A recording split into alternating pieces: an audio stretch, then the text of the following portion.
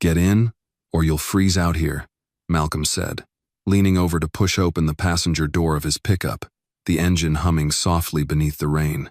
The woman standing in the middle of the road flinched at the sound of his voice. Her head snapped toward him, eyes wide-knot in surprise. But fear, real, sudden fear. She took a step back, clutching her bag to her chest like a shield.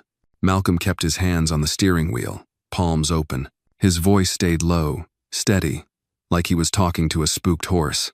"I ain't gonna hurt you," he said gently. "Just offering a ride. You look like you need it." She shook her head slightly, her chest rising and falling fast. Her coat was soaked clean through, and the wind was pushing the rain sideways now, slicing across her like needles. But she didn't move toward the truck. Malcolm sighed, his breath fogging the windshield. "Look," he said, still calm, "this ain't the kind of road you want to be standing on come nightfall. I got stew at home, a dry place to sit. You don't gotta say a word, just get warm. That's it." For a moment, she looked torn between bolting and collapsing. Her knuckles whitened on the strap of her bag. She glanced at the tree line behind her, then at him again. Then the thunder cracked, a loud, deep, rolling sound that made the trees shudder and her whole body jump. Her breath caught. Her knees buckled just slightly. "Okay," she said, voice barely above the rain. "Okay."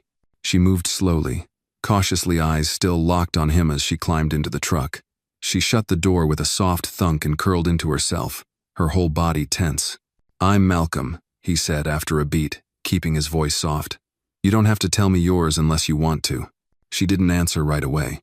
Her hair was plastered to her face, and her hands were trembling as she wiped rain from her cheeks. Finally, she whispered, "Claire." He nodded. "All right, Claire. You're safe now."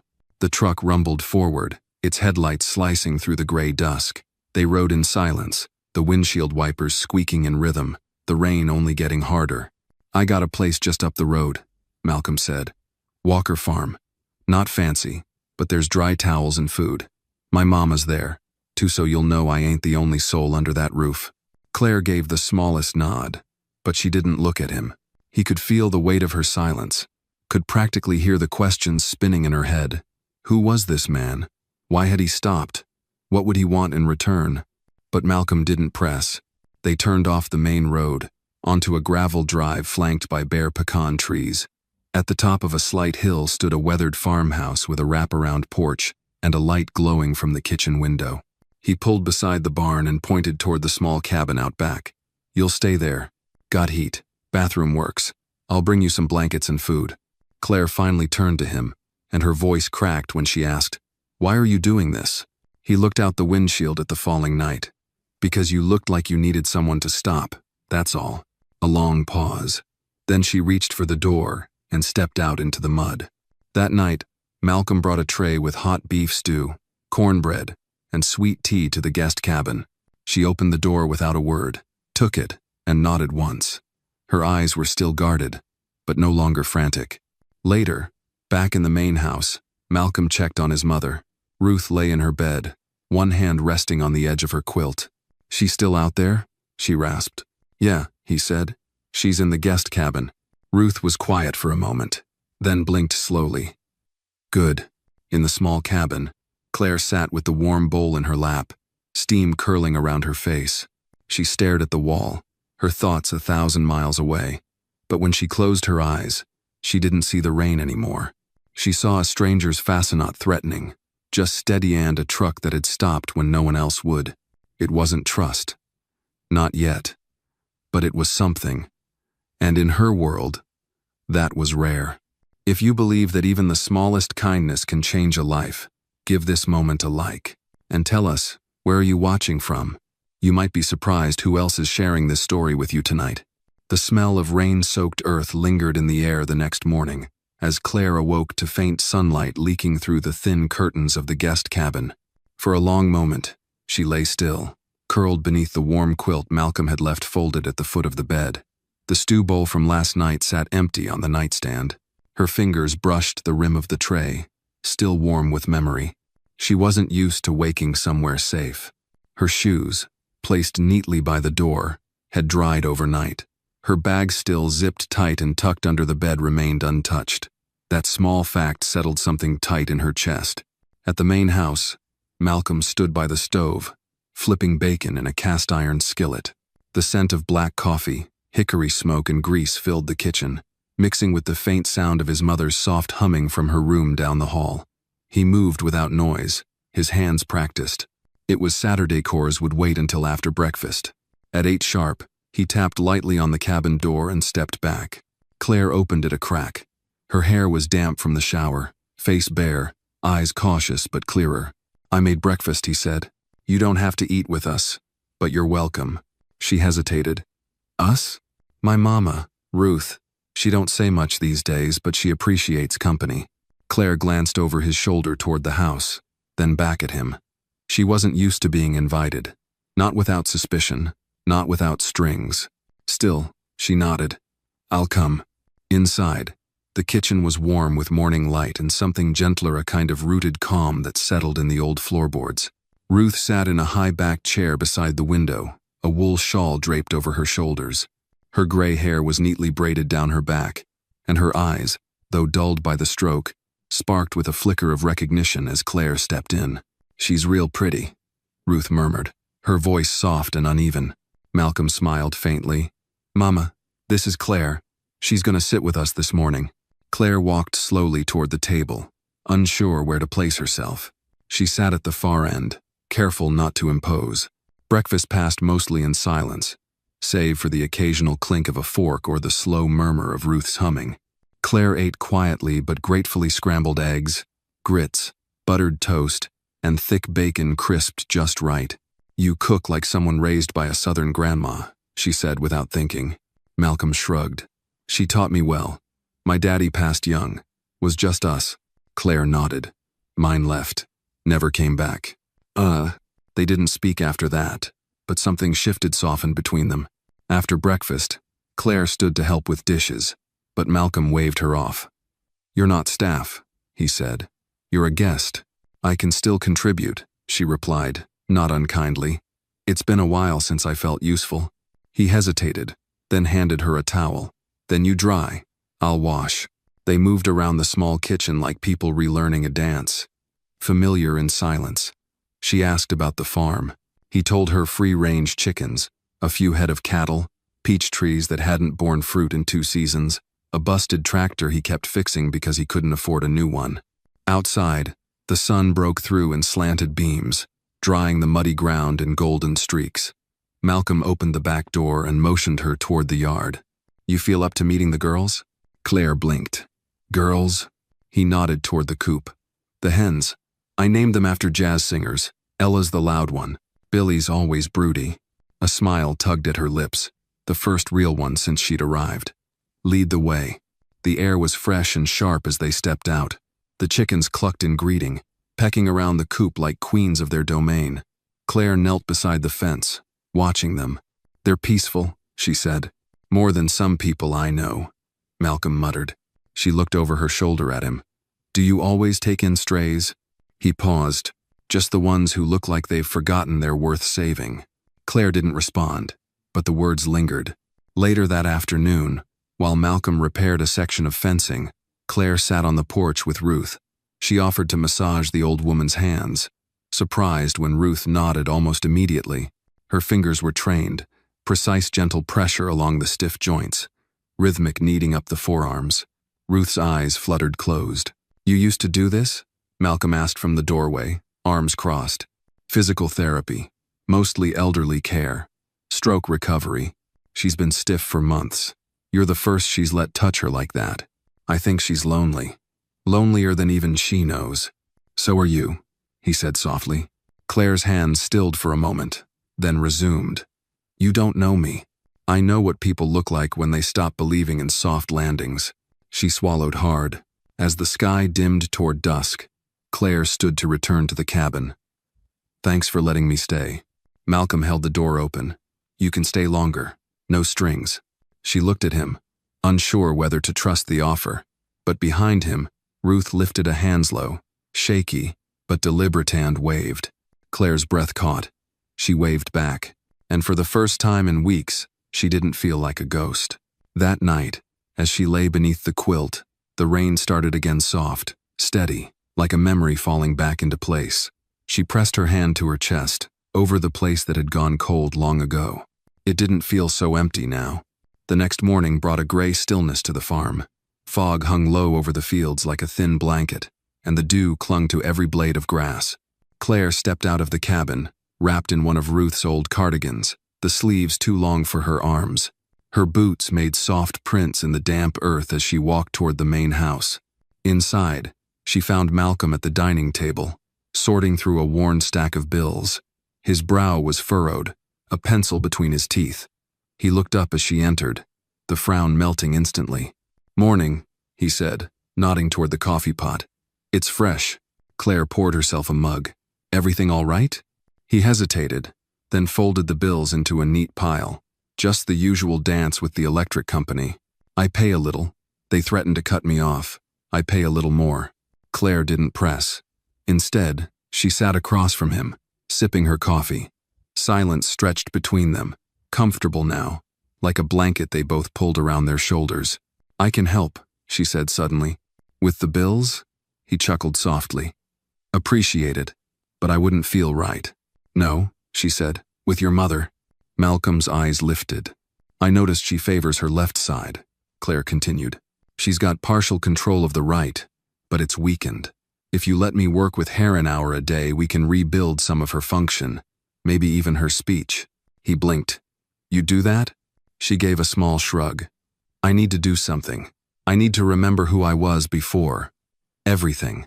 Malcolm leaned back in his chair, watching her. "All right," he said after a beat. "We'll give it a shot." That afternoon, Claire began her sessions with Ruth. At first, it was just simple stretches. Ruth was resistant, her body stiff and slow to respond. But Claire's touch was patient, her voice soft, coaxing each finger to move, each joint to release. By the third session, Ruth's hand could close around a rubber ball. By the fifth, she smiled when Claire entered the room. Malcolm watched from the doorway most days, arms crossed, quiet, but his eyes were never still. They followed Claire's every move, the way she crouched to adjust a knee brace, how she praised Ruth's smallest victories like they were gold medals.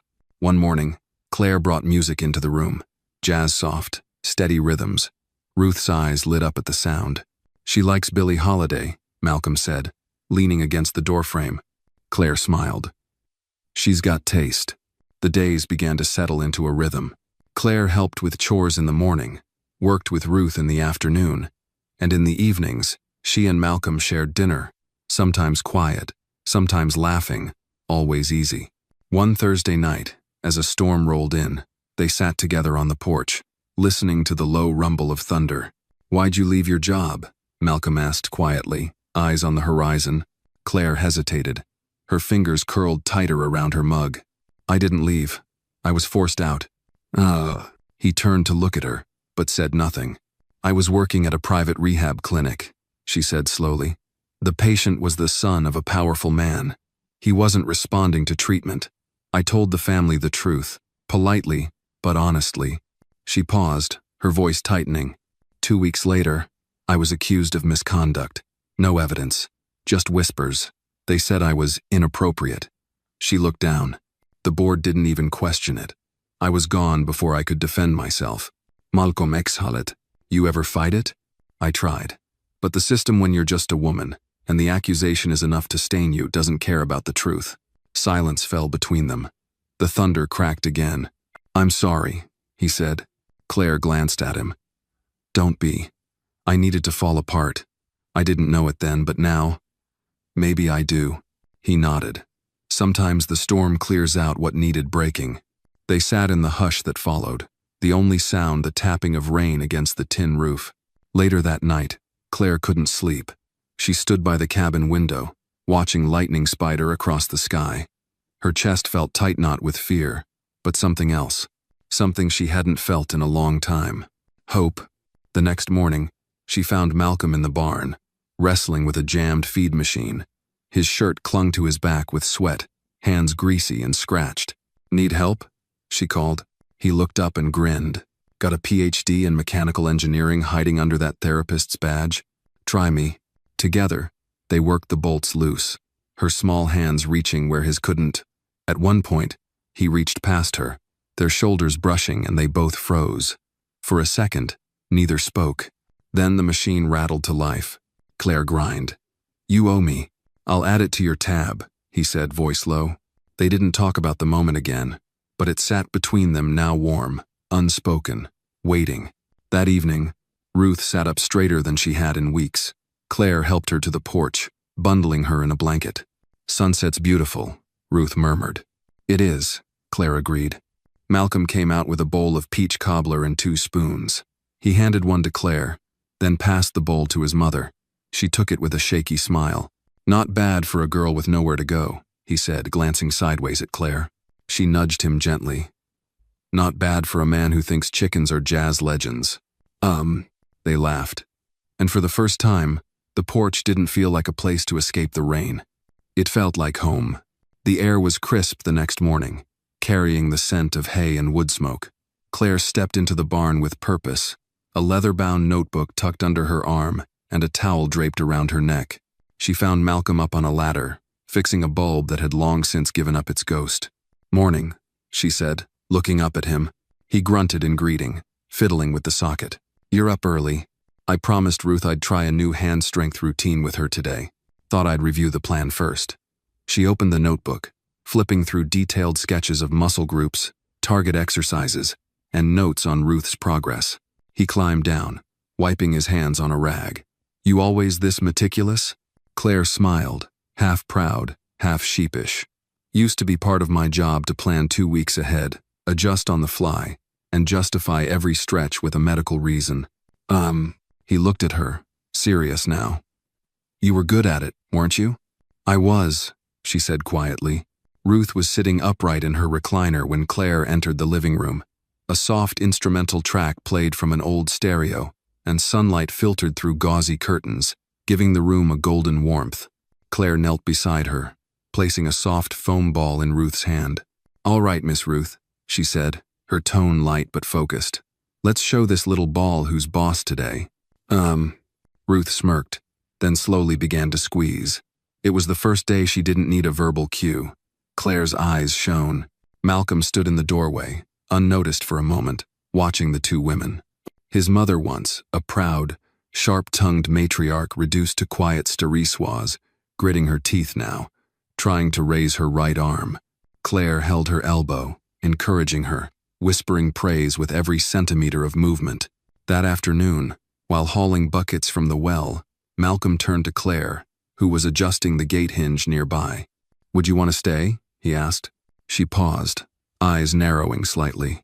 "You mean longer than a few days?" He nodded. "Maybe a few weeks, maybe more." Claire didn't answer right away. The idea lingered, warm and dangerous. "I'd like that," she said finally. "If you're sure." "I am," he said. "This place has been quiet too long." That night, they sat out on the porch again, but this time it was different. The silences had shaped to them now like 2 people listening to the same melody from opposite ends of a room. Claire sipped her tea while Malcolm tuned the old radio beside him, static flickering between country songs and baseball games. "You know," she said, "when I was little, I used to think farms were like fairy tales. Rolling hills, sunflowers, family dogs." Malcolm raised a brow. "You were lied to." She laughed, clearly. There was a beat of silence.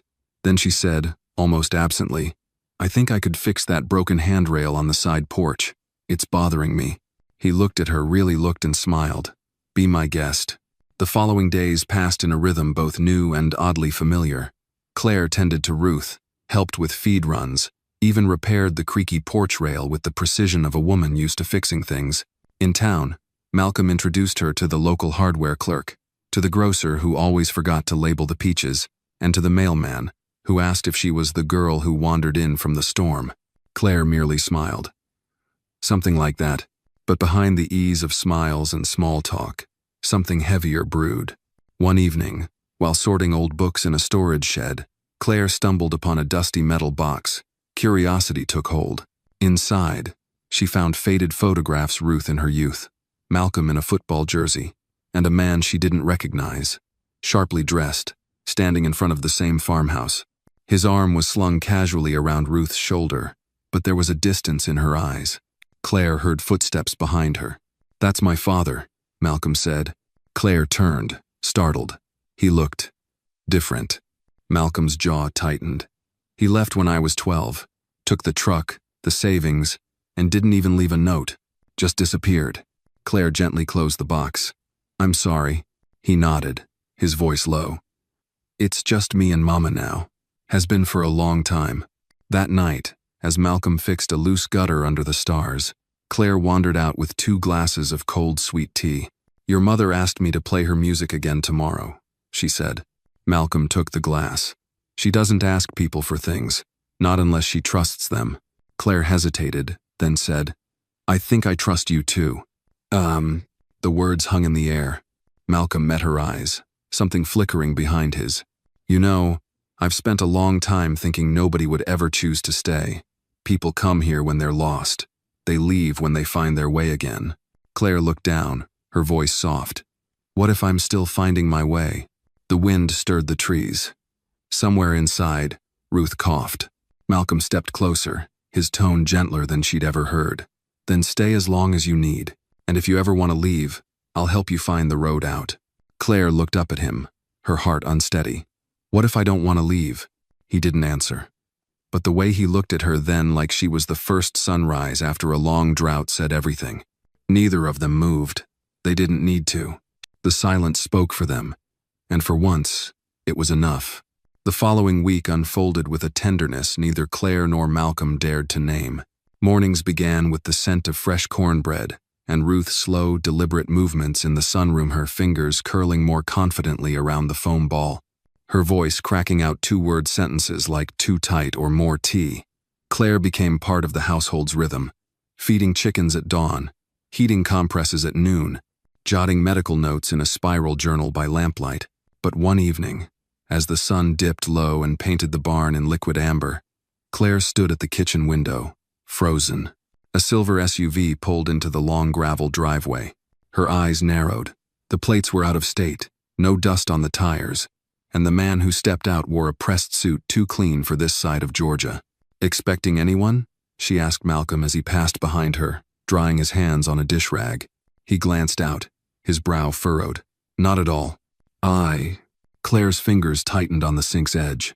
The man approached with a slow, calculated stride and knocked 3 polite, measured raps. Claire's breath hitched. Malcolm opened the door, but Claire was already halfway down the hall, her posture alert. "Can I help you?" Malcolm asked, stepping onto the porch. The man smiled thinly. "I'm looking for Claire Whitmore." Claire appeared in the doorway. Her expression half fury, half dread stopped the man mid-sentence. "Dr. Whitmore," he corrected himself, lips twitching. "I was hoping for a moment of your time." Malcolm looked between them. "You know him?" She didn't respond right away. Then, "This is Dr. Langston. He's from my old clinic."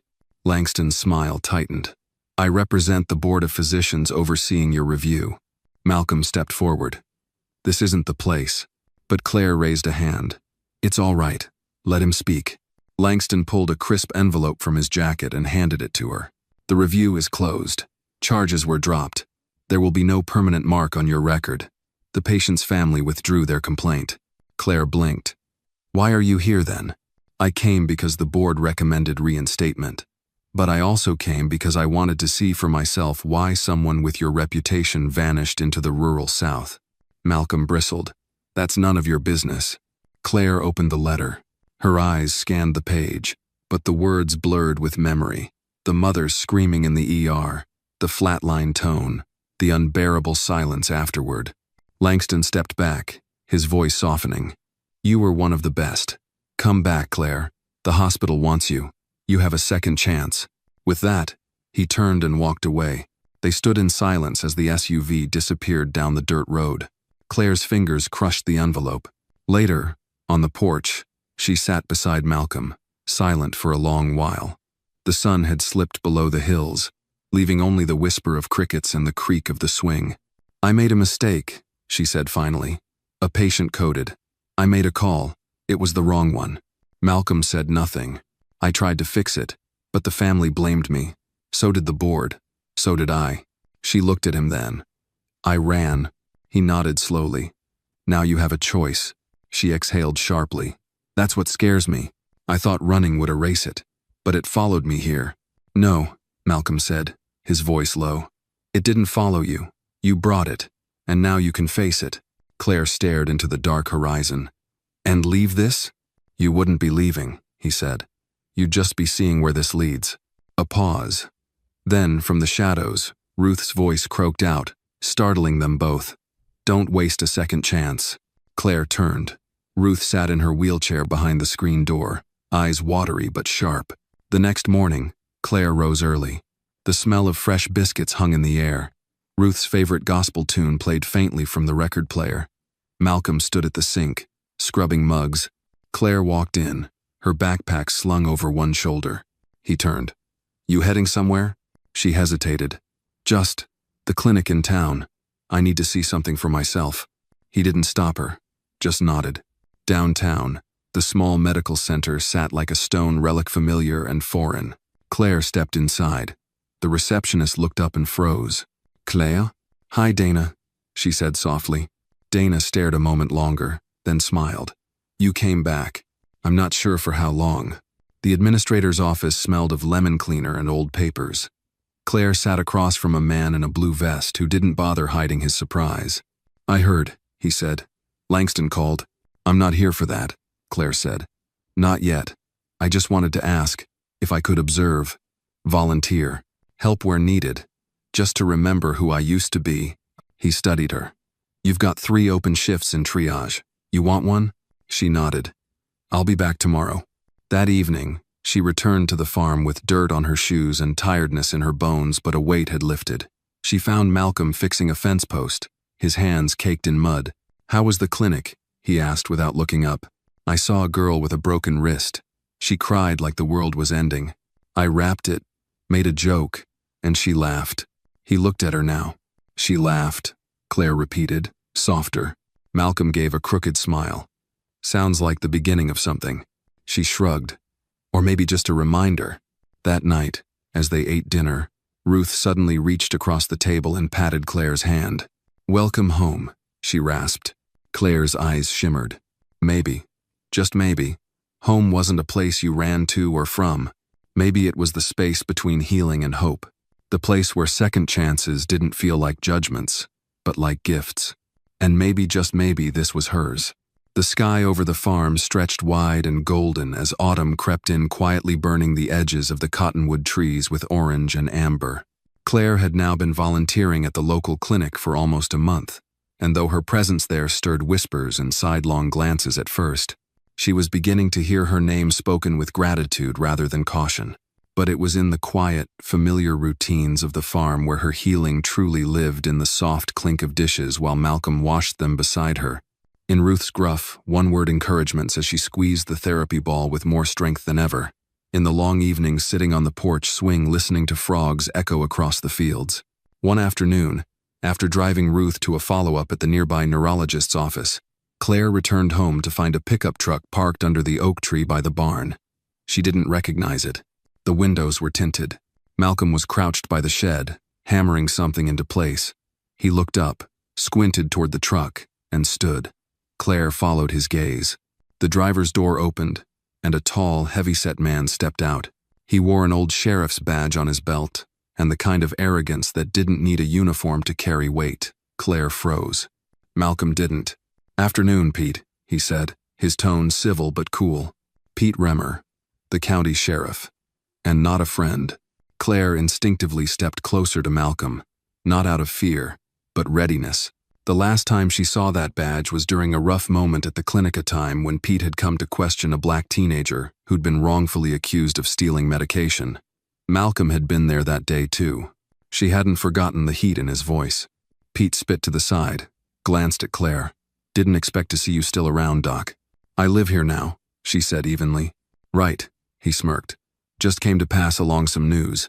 Thought it might interest you, Malcolm. Malcolm raised an eyebrow. What kind of news? Pete looked toward the road, then back again. Your cousin Ray's been poking around town, asking about this place. Malcolm's jaw tensed. Ray knows he's not welcome here. Well, Pete said, tipping his hat back. Folks don't always respect fences. Just figured you'd want to know. You've got a lot of valuable land here, and from what I hear, some good company too. His eyes flicked toward Claire with a look that made her stomach tighten. That's enough, Malcolm said, stepping forward slightly. You've said what you came to say. Pete's face shifted, something harder surfaced, but he nodded, turned back to his truck, and drove off without another word. As the dust settled behind him, Claire exhaled. Ray? She asked gently. Malcolm was silent for a beat, then turned back toward the shed. My mother's sister's boy. Grew up mean, stayed mean, tried to steal the property years ago when Ruth had her first health scare. He's got friends in low places, and he's not afraid of bending the law. Claire crossed her arms. And Pete? Pete likes power, and doesn't like seeing a black man keep land that white hands once wanted. That night, Claire couldn't sleep. Her mind churned with questions, with images of Malcolm standing tall against men who wanted to tear down what he'd built. She walked quietly through the dark hallway and found him outside, sitting on the porch steps, wrapped in a flannel jacket, staring at the stars. She sat beside him without speaking for a long while. Then, finally, you know, you don't always have to carry this alone. He looked at her. She continued, voice soft but sure. You let me stay. You let me help Ruth. You let me find myself again. Now let me help you keep this place safe. His eyes flickered with something unreadable. Pain, maybe, pride, and something tender. You think I don't want to lean on someone, he said, voice low. But every time I did, it cost me. Claire leaned in slightly, close enough that her voice was just for him. Then let me be the one who doesn't. In the days that followed, she noticed Malcolm become more guardedless about her, and more about the boundaries of his world. He double-checked the locks on the gates, installed a new camera above the main barn. Ruth noticed too. One morning, while Claire helped her with her stretches, Ruth grunted and said, "The boy's been scared since his daddy died. Always watches the shadows." Claire nodded. But maybe he doesn't have to anymore. That afternoon, while Malcolm was tending the back pasture, Claire drove into town, not to the clinic but to the local attorney's office. She left with a manila folder pressed against her chest and a quiet determination in her jaw. That evening after supper, she laid the folder on the kitchen table and opened it. Malcolm raised an eyebrow. "I added myself to the land trust," she said, voice calm, "as co-caretaker, just until Ruth recovers." He stared at her. "Claire." "No. Listen," she interrupted gently. "If Ray or anyone else comes sniffing around with a plan to force something medical claim, legal ownership, family trickery, it'll be harder with me there. I know the law. I know how these people think." He remained silent. She added, "You didn't ask for this, but you don't have to be alone in it either." After a long pause, he reached for the folder, flipping through the pages, the signature lines, the notarization, and then, without a word, he stood, walked to her, and wrapped his arms around hers low, firm, grateful. Neither of them said a thing for the rest of the night, but something between them had changed. Not just trust. It was the beginning of something unspoken, but undeniable. A shared line in the dirt, a silent vow, a promise that neither storm nor shadow would break what they were starting to build, together. The morning broke with a deep chill in the air. The kind that signaled the heart of fall had arrived in Arkansas. Claire pulled her scarf tighter around her neck as she stepped out onto the porch, her breath turning to mist. From where she stood, she could see Malcolm in the distance, hauling feed buckets toward the barn, his steps deliberate but slightly slower than usual. The farm, once just a refuge, had become something deeper. It was now rhythm and purpose, a heartbeat she moved in sync with. But today, something felt off. Inside, Ruth was uncharacteristically quiet. As Claire helped her through her morning stretches, the older woman paused mid-grip of the therapy bar and whispered, "He's hiding something. I can tell." Claire didn't respond right away, adjusting the support under Ruth's elbow. "You know," Ruth continued, "Malcolm's always been the strong type, silent too, like his father. But when he starts closing doors behind him, it means the past is stirring." Claire looked at her. "Do you know what that past holds?" Ruth exhaled, her voice turning into a low rasp. Enough to know he's scared of losing more than land. Later that afternoon, Claire found Malcolm at the back fence, surveying the far woods. His brow was furrowed, the corners of his mouth tight. She approached quietly, placing a thermos of hot cider on the fence post beside him. He nodded a thank you but didn't look her way. "Talk to me," she said, her voice soft. "There's been movement," he replied after a pause. "Neighbor said someone's been camping just outside the property line. Ray, maybe. Or someone working for him." Claire's stomach twisted. "You think they'll try something?"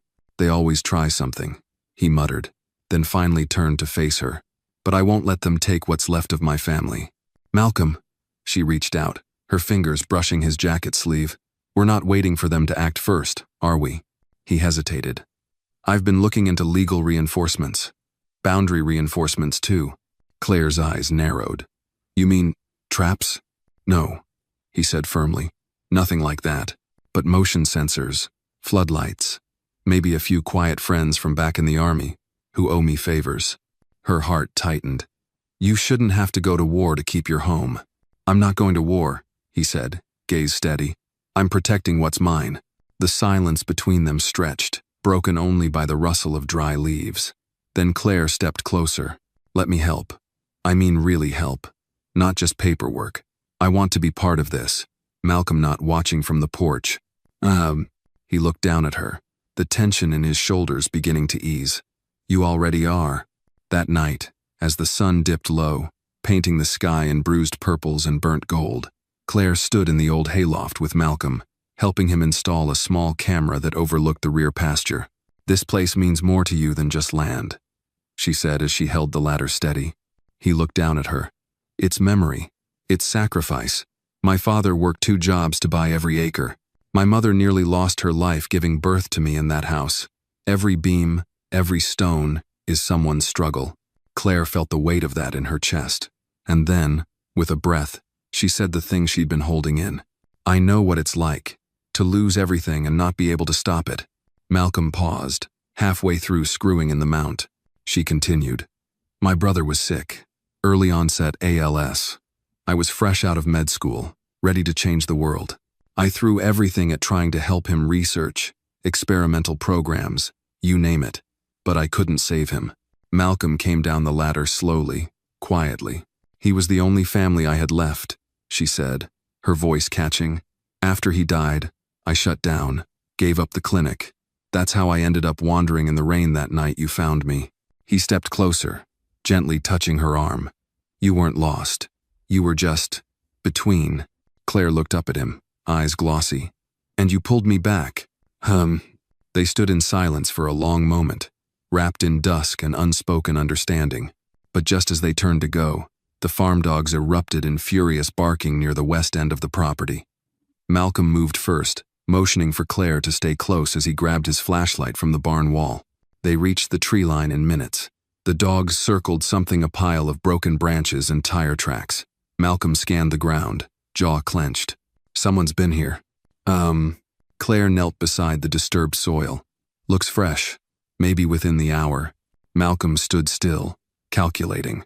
"He's testing the perimeter." She looked up. "Then what do we do now?" "We finish securing the land. Tomorrow I'll bring in extra help, and we alert Pete." Claire's eyes hardened. "You think he'll do anything?" Malcolm's voice was low. "He may not act, but I want it on record." Back at the house, Ruth was waiting by the window in her robe, eyes sharp. "He's here, isn't he?" she said as they entered. Malcolm nodded. "He's watching, but I'm watching back." Claire helped Ruth back to bed later, but as she pulled the blanket over the older woman, Ruth gripped her wrist tightly. "You've changed my son," she whispered. "I can see it." Claire smiled softly. "He's changed me too." That night, Claire sat by the fireplace long after Malcolm had gone to bed.